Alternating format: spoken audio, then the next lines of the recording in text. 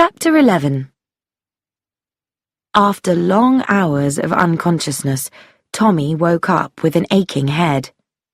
Slowly, he became aware of other things, of cold, stiff arms and legs, of hunger, of not being able to move his lips, and that his head was resting on solid stone. Yes, he was lying on hard stones, and he was in pain, unable to move, extremely hungry, cold, and uncomfortable. Surely, although Mrs. Perenna's beds had never been soft, this could not be. Then he remembered. Of course, Haydock, the transmitter, the German waiter. Turning in at the gates of Sans-Souci, someone had struck him down. So Haydock hadn't been quite such a fool. Either he'd followed him, or maybe Appledore had. His eyes, accustomed to the darkness, could just see a small rectangle of pale light, a tiny window slightly open. It was cold, and the air smelt damp. He was, he thought, lying in a cellar. His hands and feet were tied, and there was a gag in his mouth, secured by a bandage. "I'm really in trouble now," thought Tommy. At that moment, a door was pushed open. Appledore came in and set a candle on the ground and a tray on which was a jug of water, a glass, and some bread and cheese. He said in a quiet voice, "I am about to take the gag off. You will then be able to eat and drink. If, however, you make the slightest sound, I will replace it immediately." As soon as Tommy's mouth was free, Appledore held the glass to his lips. The water did him the world of good. He murmured stiffly, "That's better. I'm not quite so young as I was. Now for the food, Fritz. Or is it Franz?" The man said quietly, "My name here is Appledore." He held the slice of bread and cheese up, and Tommy ate it hungrily. After another drink of water, Tommy asked, "And what's the next part of the program?" For an answer, Appledore replaced the gag and went out. Tommy was left in darkness. Some time later, he was awakened from a confused sleep by the sound of the door opening. This time, Haydock and Appledore came in together. The gag was removed, and the ropes that held his arms were loosened so that he could sit up and stretch his arms.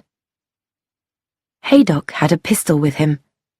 Tommy, without much inner confidence, began to play his part. He said indignantly, "Look here, Haydock, what's the meaning of all this? I've been attacked, kidnapped." The commander was shaking his head. He remarked coldly, "Don't waste your breath.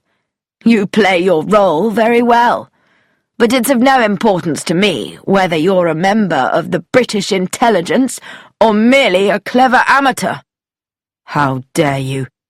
"That's enough, Meadows." "I tell you." Haydock thrust his angry face forwards. "Be quiet, damn you! Earlier on it would have mattered to find out who you were and who sent you. Now it doesn't. The time's short, you see. And you didn't have the chance to report to anyone what you'd found out. The police will be looking for me as soon as I'm reported missing." Haydock showed his teeth in a sudden smile. "I've had the police here. Good men, both friends of mine. They were very concerned about your disappearance, but it's quite clear that you left this house well and alive. They would never dream of looking for you here." "You can't keep me here forever," Tommy said. Haydock said, putting on his most British manner, "It won't be necessary, my dear fellow. Only until tomorrow night. A boat will arrive at my little cove, and we're sending you on a voyage for your health. Though I don't think you'll be alive, or even on board when it arrives at its destination."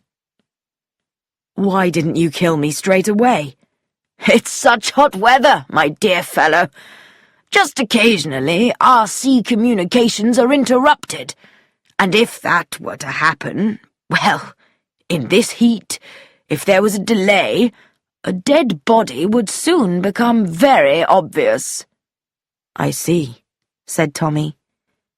He did see. He was to be kept alive until the boat arrived.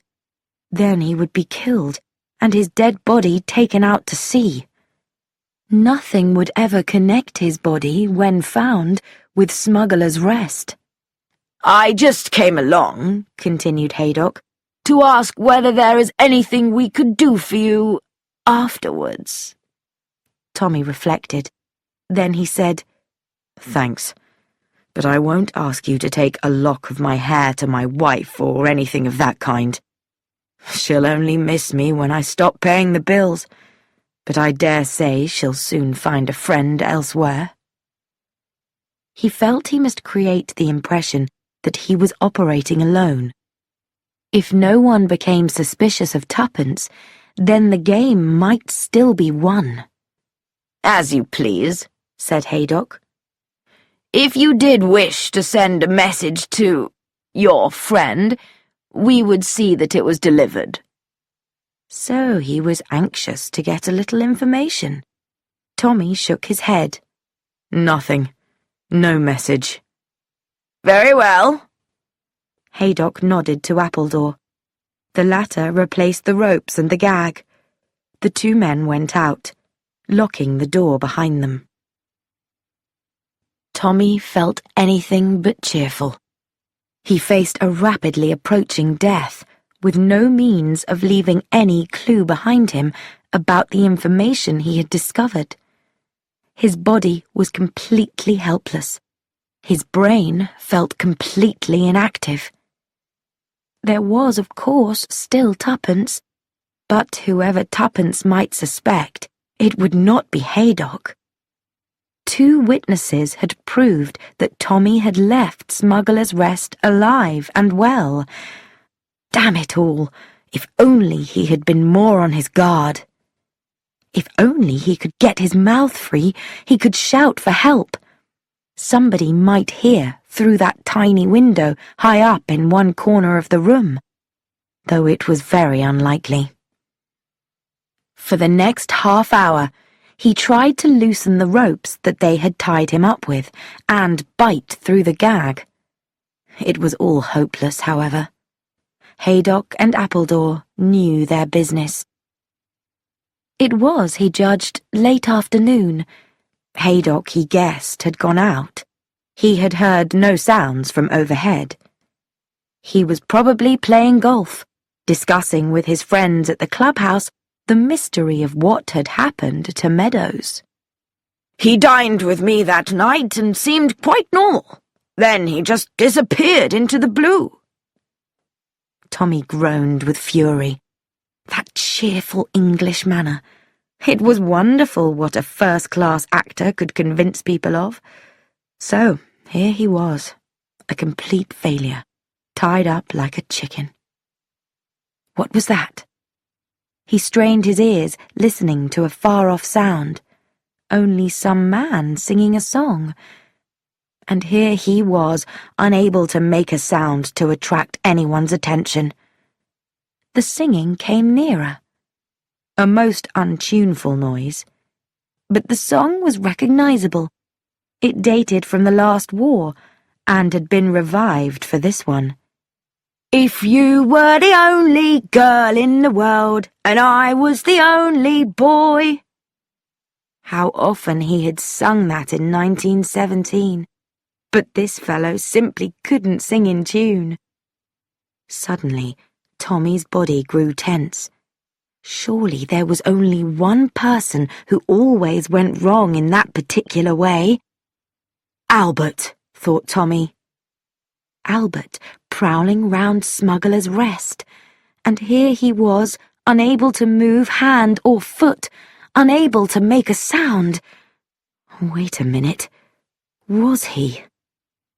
There was just one sound, not so easy with the mouth shut as with the mouth open, but it could be done. Desperately, Tommy began to snore. He snored and snored. Short snore, short snore, short snore. Pause. Long snore, long snore, long snore. Pause. Short snore, short snore, short snore. Tommy was snoring the Morse code. Dot, dot, dot, dash, dash, dash, dot, dot, dot. SOS, the international signal that someone needed help.